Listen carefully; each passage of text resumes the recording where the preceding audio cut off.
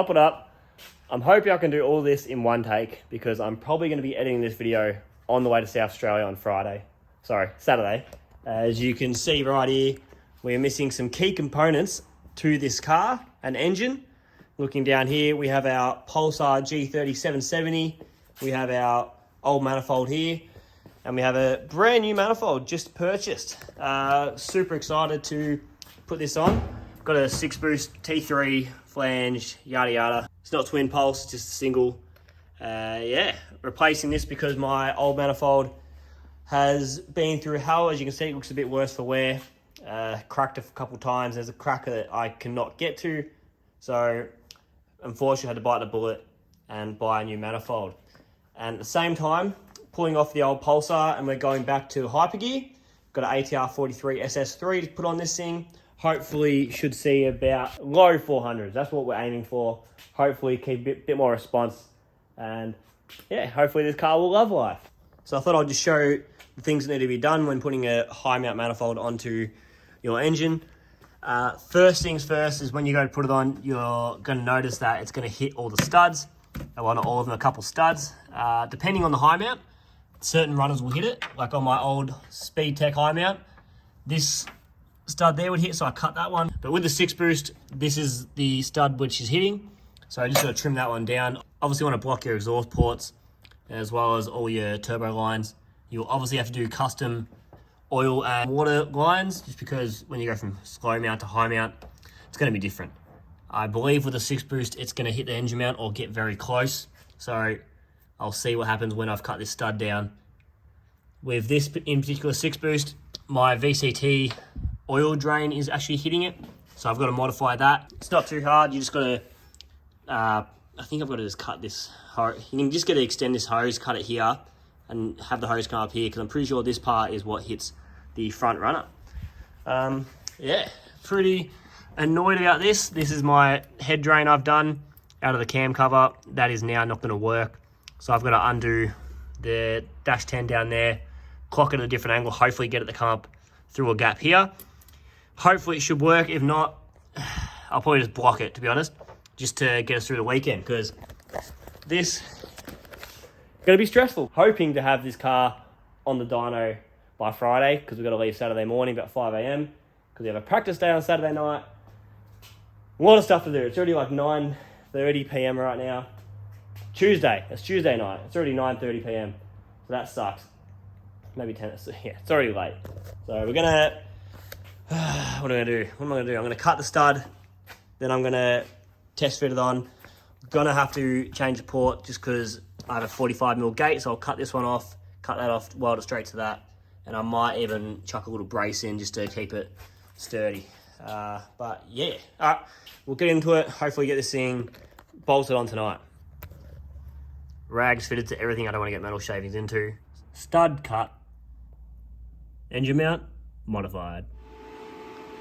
Now you want to clamp the wastegate flange with a V-band just to keep it from warping. You can use the wastegate itself, but I just have another V-band flange sitting around, so I'm just using that just for a comfort of getting into tight gaps sort of thing. So yes, do this. Now, depending on what size external wastegate you run, you will run into sort of issue where, as you can see, there's a bit of a V. It's not too bad. You just got to be careful not to weld the V-band clamp. Just I got close a fair few times. Just got to be wary of that. But if you go 55mm or bigger, it'll normally be in line with the pipe on the manifold.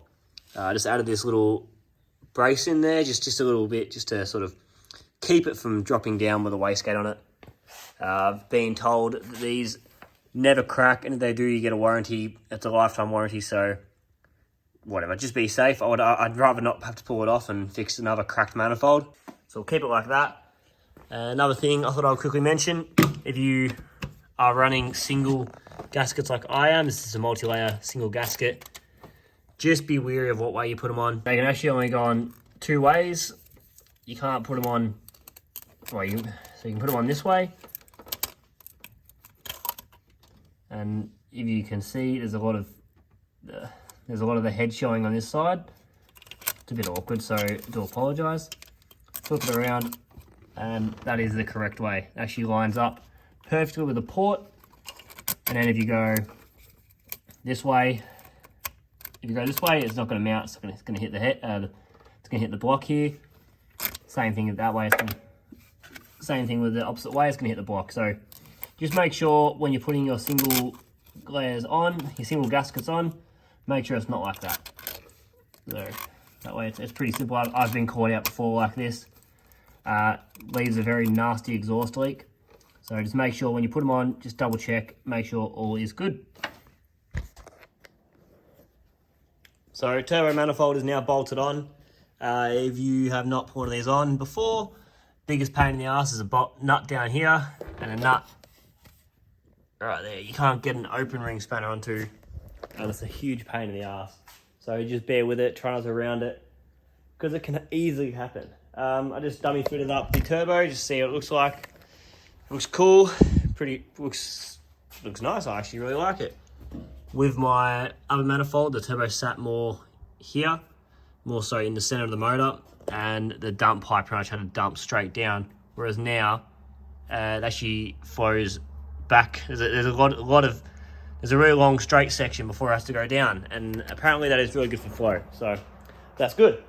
Done for now. Obviously, turbo manifold on. Wastegate flange welded with a brace, as well as studs cut, all that stuff. Tomorrow I'll hopefully do the head drain, get that fixed up, get that modified up, as well as my custom head drain I made has to go through a different run now. It's going to get a bit of pain in the ass. And hopefully tomorrow we can have our new turbo, get all the turbo drains, feed, water lines, hopefully start doing the dump pipe. Hopefully just get it all done, to be honest. But it's highly unlikely. So it is almost 1 o'clock now, and I finish work at 4:30. I'll be home at 5. I probably won't start until about 6, 5:30, 6ish. So I don't see me getting it done tomorrow, but we'll see. If the turbo is not here tomorrow, I'm just gonna run this one, just because I haven't got it started tomorrow. I've got the ball rolling tomorrow. It's not gonna happen. Anyway, see you guys in the morning. See you guys tomorrow afternoon. Next day now, we are ripping into this. Got the turbo manifold mounted. Got the VCT head drain modified, as you can see, right about there. It's not the prettiest thing, but it's going to do the job. Unfortunately, we have not received the new turbo, and I pretty much have to get it all done tonight. So we're just going to chuck the G3770 Pulsar back on and just run it with a new manifold. And then later, maybe next week or a couple of weeks, whatever, we'll go back to the hyper gear. But looking here, you can see screamer pipe is looking a bit weird. This is the old one I made, which is the twin teardrop type thing. But I'm going to go back to single just because I want it to shoot bigger flames. And I think being 1 into 2 is sort of getting rid of the big flames. Hopefully get it bang on and we can have the screamer pipe done, which means I can then bolt the G30 on. And then start doing the oil lines, water lines, cooler piping, exhaust, yada, yada, yada. Anyway, let's get into doing some fab work. What a shit night this has been. I was playing around with the head drains that I done and ended up being a headache, just biggest pain in the ass. So pretty much just got to here. I'm going to have to tomorrow cut off the elbow and tweak it a little bit because it's at a really bad angle. But it's all ready to go. I'm going to see if it starts, or how it sounds. Hopefully there's no exhaust leaks or anything. It's going to sound like a massive exhaust leak, considering there is no dump pipe. But I should probably turn off Bluetooth first, shouldn't I?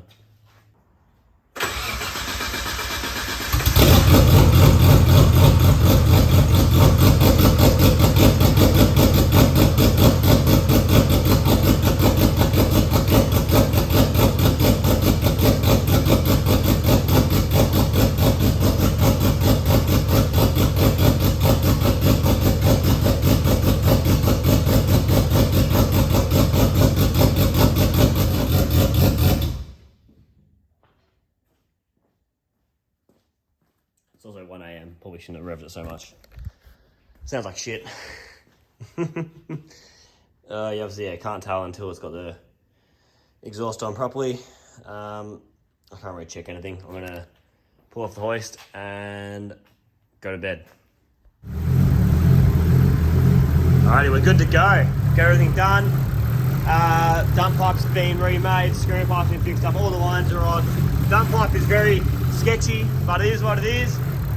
And yeah, we're about to head off to the tune now. And I thought I'd quickly chuck the car, like do a quick little sound clip of it. Because I think it sounds the same, just a little bit deeper maybe.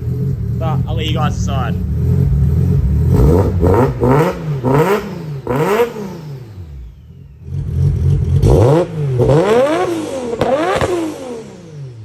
I think it definitely sounds a little bit deeper. But we got to go, we're on the move. See you at the dyno.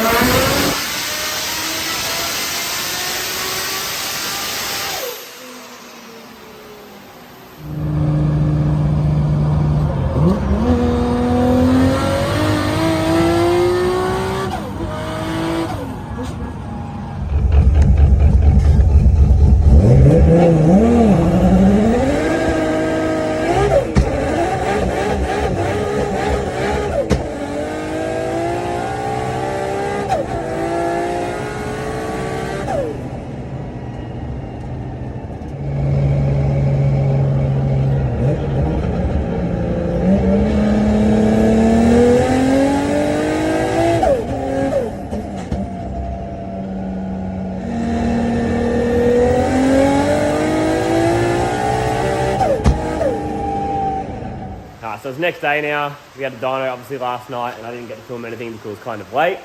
And I'm also massively under the pump getting ready for this event tomorrow and Sunday. So yeah, it's done pretty well. I think on dynos, if you run a semi-slick tyre or a really grippy tyre, they do tend to read a bit less. But it made 380 kilowatt, which still feels just as good. It's actually a bit more responsive as well. It comes on a bit harder, so that's pretty cool. Yeah, I'm pretty happy with it. It feels pretty good, but I don't like the way it sounds. It sounds like it has a bit of a misfire. With the Speed Tech, all the runners, like these three and them three, are identical.